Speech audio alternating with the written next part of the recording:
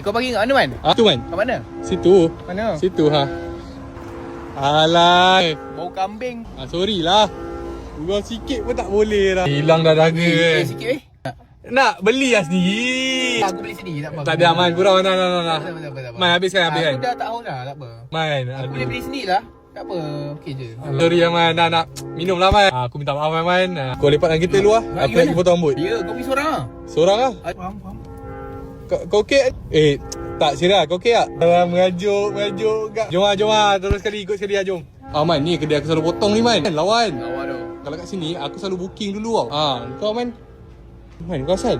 Tak ada lah, aku tahulah aku ni golongan B40 je. Aku tak mampu nak pergi kedai-kedai premium. Aku selalu pergi kedai aneh, kedai bangla je. Kau nak hina aku dengan cara macam ni kan? Man, harga kat sini pun murah Man. Aku minta maaf kat kau, aku terlepas cakap. Ui, kau nak potong rambut apa lagi?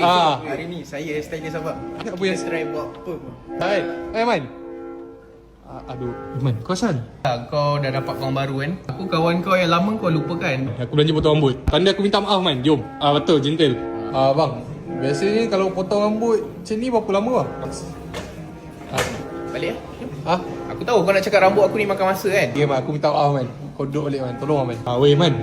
Man, dia ni cepat berajuk lah.